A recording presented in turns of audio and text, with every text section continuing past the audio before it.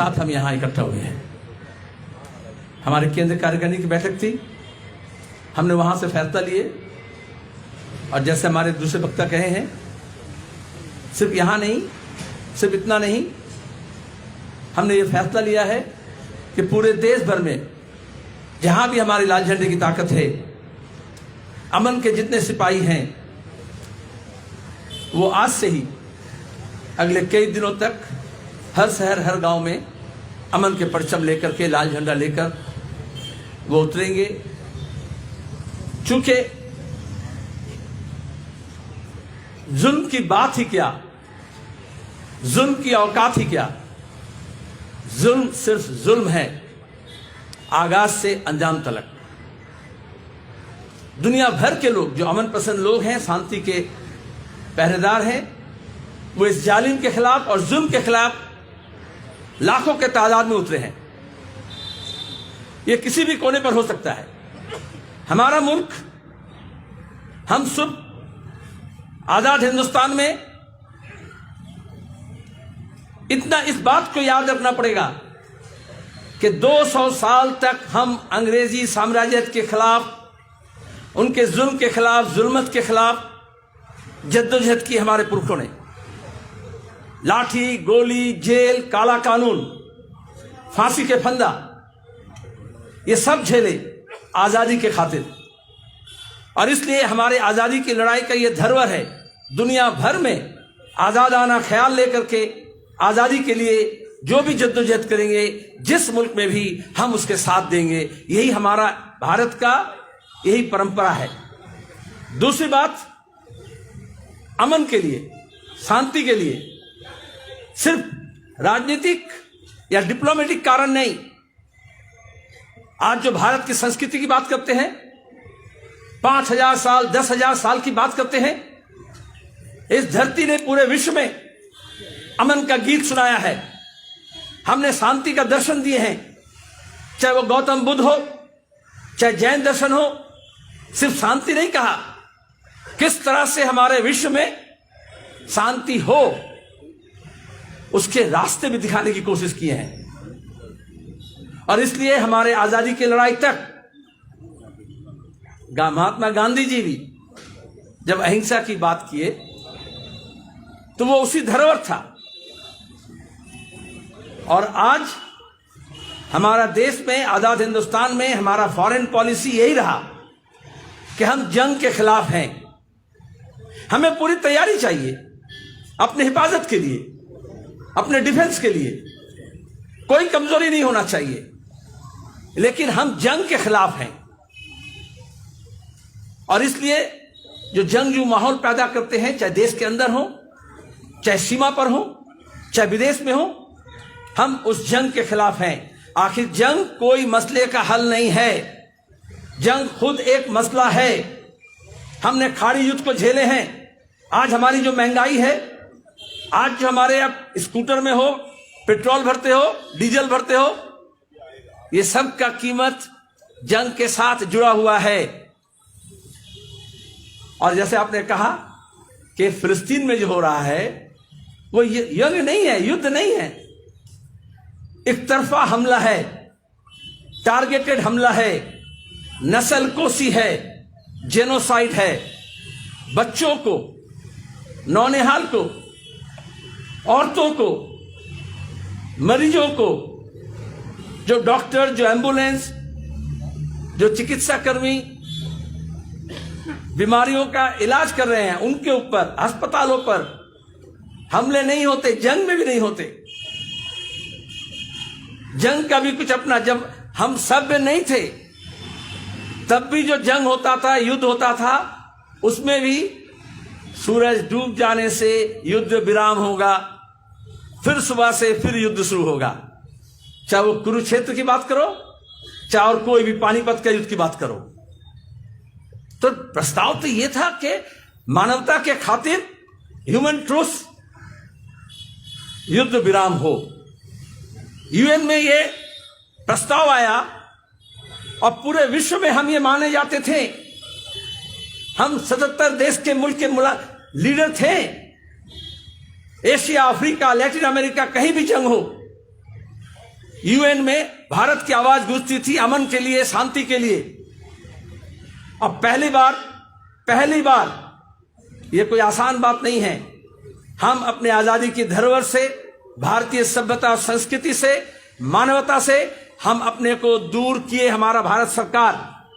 इसलिए हम यहां इकट्ठा हुए बताने के लिए सरकार की फैसला जनता की फैसला नहीं होती है।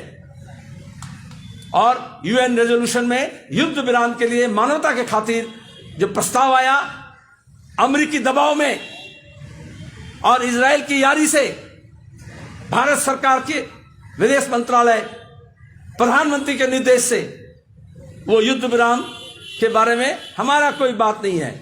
और व्हाट्सएप में बताता ना, यूक्रेन का युद्ध को खत्म करने के लिए मोदी जी को पहल कर रहे हैं। पूरे दुनिया के सब मामले में यह हाल यहां से हो रहा है, नागपुर से हो रहा है। कितना बेवकूफी आप समझ लो। युद्ध विराम के प्रस्ताव में हम अपना पक्ष नहीं रख पाए, भारत का पक्ष नहीं रख पाए। तो एक भारतवासी के होने के नाते और अपने धरोहर को बचाए रखने के लिए, अपने साख को बचाए रखने के लिए हमें यह आवाज उठाना पड़ेगा कि हम अमन के लिए हैं। अमन के हम सिपाही सब एक हैं दुनिया भर में। आवाज दो हम एक हैं, आवाज दो हम एक हैं। अमन के हम सब रखवाले सब एक हैं। यहां कोई हिंदू मुसलमान, कोई यहूदी क्रिश्चियन, कोई चर्च मस्जिद गुरुद्वारा का मामला नहीं है। यह साम्राज्यवाद जालिम अपने बचाव के लिए, अपने कवच के लिए, अपने रक्षा के लिए धर्म का इस्तेमाल करते हैं। चाहे ये पक्ष हो चाहे वो पक्ष हो। हम शुरू से ये कहे ये आस्था का मामला नहीं है। कमल सीताराम कह रहे थे, जो पहली आलमी युद्ध हुई, फर्स्ट वर्ल्ड वॉर, उसके बाद अंग्रेज के जो सिपा सालार थे उन्होंने कहा उसी पश्चिम एशिया में ये क्रूसेड का जीत हुआ। अरे फर्स्ट वर्ल्ड वॉर कोई धर्म युद्ध था? आज इस दुनिया में लूट को बचाए रखने के लिए लुटेरों ने हर युद्ध को धर्म युद्ध का नाम देते हैं। मजहब नहीं सिखाता आपस में बैर रखना। कोई धर्म कभी यह बात नहीं कही, कोई किताब यह बात नहीं कहती है कि मासूम बच्चों को, नौनिहाल को तुम कत्ल करो, तुम लाइलाज लोगों को मरने दो, उनको पानी से रोको, दवाई से रोको, इलाज से रोको। कौन सा वो धर्म है? आज हम जब इजराइल के खिलाफ बोल रहे हैं, वो यहूदी के खिलाफ नहीं है। There is much difference between Judaism and Zionism. Zionism एक पॉलिटिकल प्रोजेक्ट है, धर्म का इस्तेमाल किया गया। जब इन्हीं यहूदियों के ऊपर फांसीवाद हमला कर रहे थे, जब गैस चैम्बर में उनको जलाया जा रहा था, तो पूरा दुनिया के लोग, हम सब लोग फांसीवाद के खिलाफ थे, जुल्म के खिलाफ थे, जालिम के खिलाफ थे और मजलूम के साथ थे और उन यहूदी के साथ थे और हैं। आज सवाल ये होता है, हम उस वक्त जालिम के खिलाफ थे, दुनिया तो इतना नहीं बदला, इंसानियत तो इतनी नहीं बदली कि आज हम जालिम के पक्ष में खड़े हो जाएंगे। मजलूम कभी जालिम हो सकता है, आपके आस पड़ोस में भी हो सकता है, लेकिन आप धर्म के नाम पर आप इंसानियत को तो गंवा नहीं सकते हैं। यह तो मानवता का सवाल है। तो उस वक्त, बल्कि आज जो लोग यहां पे ज़ियॉनिज़्म और इजराइल को लेकर के चीख रहे हैं रोजाना व्हाट्सएप में, फेसबुक में, चाहे हमारे सरकार में बैठे हो, चाहे नागपुर में बैठे हो, चाहे आपके मोहल्ले में हो, आपके दोस्त बन के हो, उस वक्त वो हिटलर के साथ थे और गैस चैम्बर में जब मासूम यहूदियों को मारा जा रहा था उसके खिलाफ थे। और आज वही इजराइल जब मासूम फिलिस्तीनियों को मार रहा है तो वो फिर जालिम के साथ है और उनके साथ है और मजलूम के साथ नहीं है। तो उनका दर्शन समझ में आता है, कोई भारतीय दर्शन नहीं है, कोई बुद्ध, कोई जैन, कोई परंपरा नहीं है। हमारा संविधान नहीं कहता, हमारा आजादी का लड़ाई नहीं कहता। हम आजादी के लिए लड़े हैं, हम गुलामी के खिलाफ हैं। आज जब गाजा में जेल खाना बना करके 22 लाख लोगों को आए दिन रोजाना जुल्म किया जा रहा है, तो वो कैदी हैं। जबकि यूएन बताया रेजोल्यूशन के साथ कि ये दो आजाद मुल्क है। हम दो आजाद मुल्क, दो सिविलाइजेशन का मतलब, सभ्यता का मतलब, दो धर्म के लोग हो सकते हैं, दो देश के लोग हो सकते हैं, दो प्रतिवेशी हो सकते हैं, दो नेबर हो सकते हैं, वो अमन के साथ रह सकते हैं। दोनों को ये बात स्वीकार करना पड़ेगा। क्या इजराइल अमन से है? कभी हो सकता है?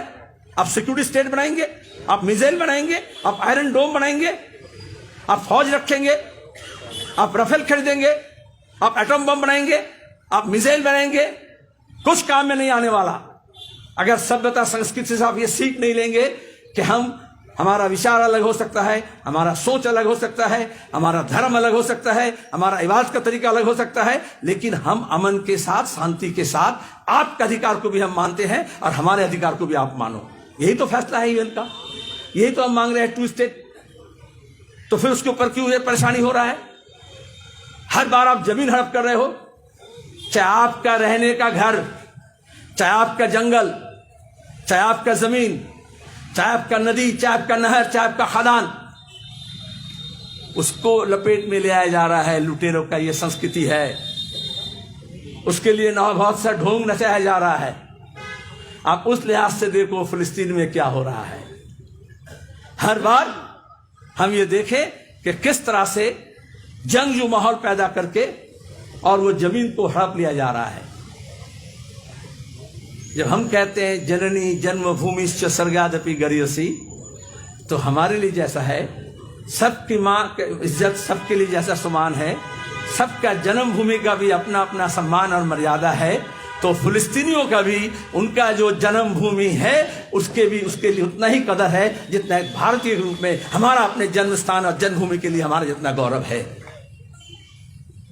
लड़ाई इस तरह से देखना पड़ता है। लेकिन आप देखो अभी पूरे विश्व में ऐसा किया जा रहा है कि ये मुसलमान का मामला है बोल करके, चाहे जमात इस्लामी हो, चाहे जमीयत उलमा हिंद हो, हमास के नाम पर हो, वो बोलते हैं सब इकट्ठा हो जाओ।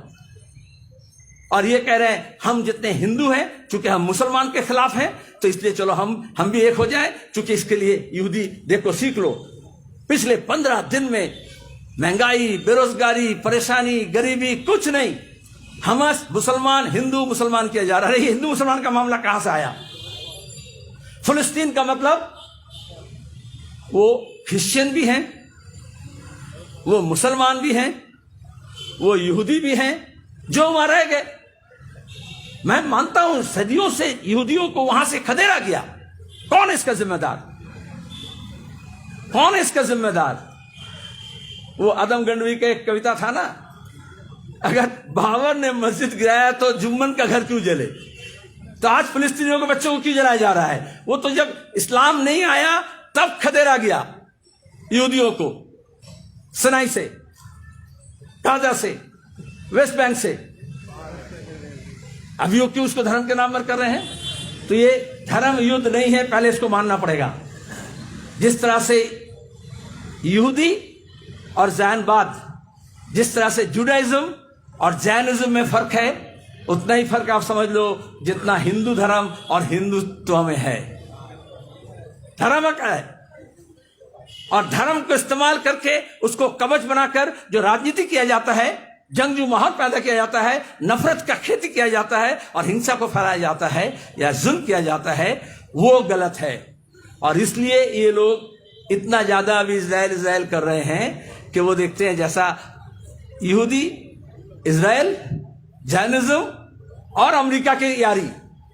तो आज अमेरिका इजराइल की किसकी है यारी? मैं सवाल पूछता हूं, आज के दिन में अमेरिका इजराइल के साथ किसकी है यारी? जो निक्करधारी है। जितने निक्करधारी है वो सब आज अमेरिका और इजराइल से यारी है। वो हमारा देश देख करके नहीं, हमारा देश की जनता देख करके नहीं। अमेरिका इजराइल की वो है यारी जितने हैं सब निक्करधारी, सीधी बात। तो बाकी हिंदुस्तान, हम खड़े हैं अपने तहजीब के ऊपर, हम अपने धरोहर के ऊपर। और जुल्म जब बढ़ता है तो याद रखना पड़ेगा, खून आखिर खून है, टपकता है तो जम जाता है। जुल्म आखिर जुल्म है, बढ़ता है तो मिट जाता है। वरना इतिहास, ये मानव सभ्यता का इतिहास जालिमों का होता और जुल्मत का होता। हर दौर में जालिम आए, हर दौर में जुल्मत हुआ, और उसके बाद लेकिन अवामी ताकत उसकी जीत हुई है। और इसलिए वो अवामी ताकत नहीं निर्माण हो, इसलिए उनको धर्म के नाम पर, जाति के नाम पर, भाषा के नाम पर, देश के नाम पर अलग अलग खित्ते में, अलग अलग टुकड़ों में बांटा जाता है। इसलिए हम सबको एक होना पड़ेगा। आज चाहे लंदन में हो, चाहे न्यूयॉर्क में हो, चाहे यहूदी हो। न्यूयॉर्क में हजारों के तादाद में ज्यूज फॉर पीस बैनर लगा करके वो इजराइल की हुकूमत के खिलाफ और अमेरिकी दलाली के खिलाफ आवाज उठा रहे हैं अमन के लिए। और हम ये समझते हैं कि हमारा मुल्क, ये फैसला बदलना पड़ेगा। उसी तरह से जैसे शुरुआत में हमारे प्रधानमंत्री ट्वीट कर दिए, बाद में मिनिस्ट्री ऑफ एक्सटर्नल अफेयर्स कहा कि नहीं, हम फिलिस्तीन के लिए हैं, हम इजराइल का भी हक मानते हैं, फिलिस्तीन का भी हक मानते हैं, हम शांति के लिए हैं, अमन के लिए हैं। तो इसी तरह से आज जो यूएनओ में जो फैसला करने में हमारा जो पैर डगमगा गया, हम अपने जहन, अपने दिमाग से अगर फैसला लेंगे तो 135 करोड़ के मुल्क आज़ादाना ख्याल से हम फैसला लेंगे और हमेशा हम इंसानियत के पक्ष में रहेंगे, हम आज़ादी के पक्ष में रहेंगे, हम जालिम के खिलाफ रहेंगे और हम जुल्म के खिलाफ होंगे।